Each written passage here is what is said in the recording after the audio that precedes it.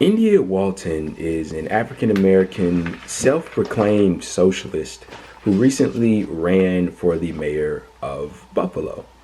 Needless to say, if you didn't already know, she won. She won the Democratic primary. She beat out the four-term incumbent, and she's preparing for the general election. And she's running against the same person who's also running now as a write-in candidate. And I wanted to talk about this because I just want you to realize something, okay? She is lacking almost all support from the Democratic Party.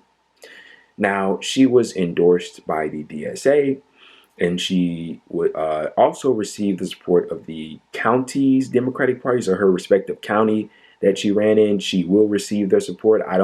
I haven't seen any conflicting reports on that up until now. Maybe there has been, but she has been demonized by the New York State Democratic leader. He recently used an analogy to compare her to Ku Klux Klansman David Duke while explaining why he hadn't endorsed her. Absolutely insane. Also, Andrew Cuomo's replacement, Miss Kathy Hutchison, Kathy Hochul is her name.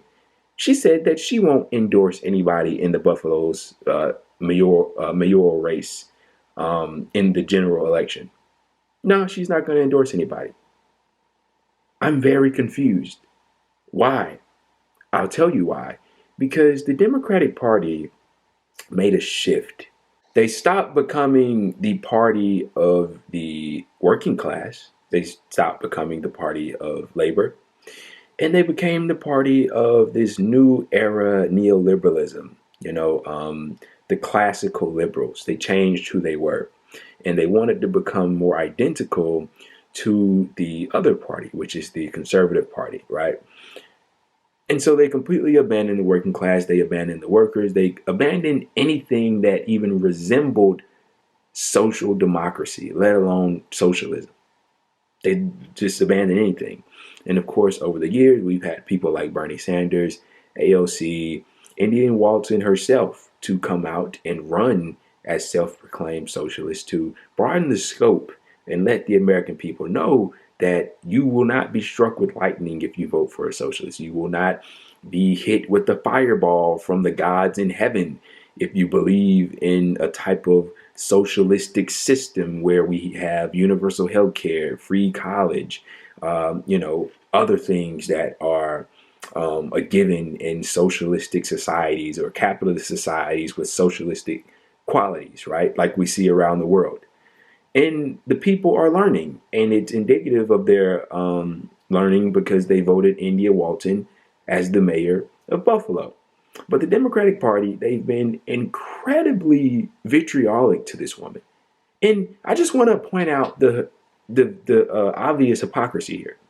So when a moderate runs, right, and they may run against a progressive, what do they always say? Party unity. We have to come together.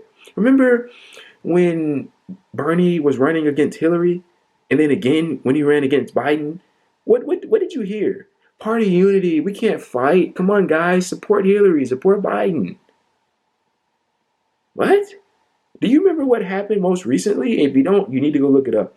In Nevada, okay, the moderates dipped out at the state level of government when the socialist or the democratic socialists came in.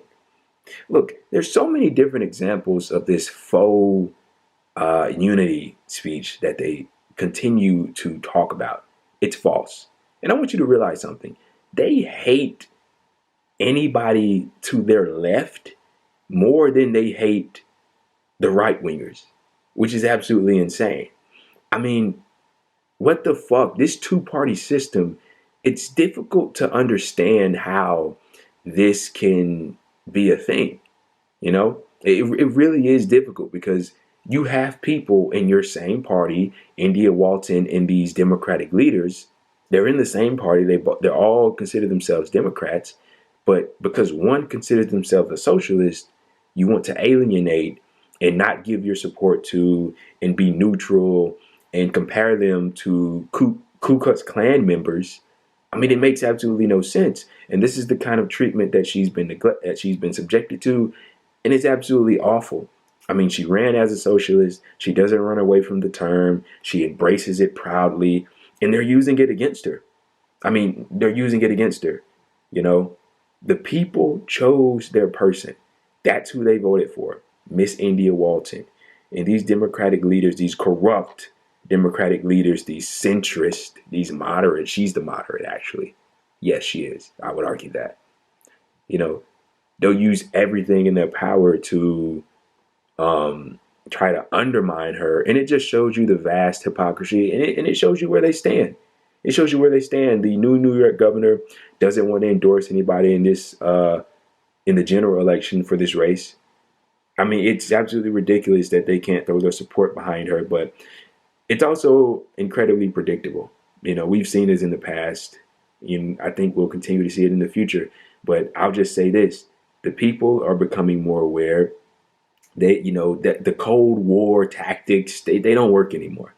They don't work anymore. These old anti-communist, anti-socialist, you know, the Red Scare, it doesn't work on the people anymore. The people are learning and they're figuring things out, and they're starting to determine for themselves, you know, is this something that I like or is it not?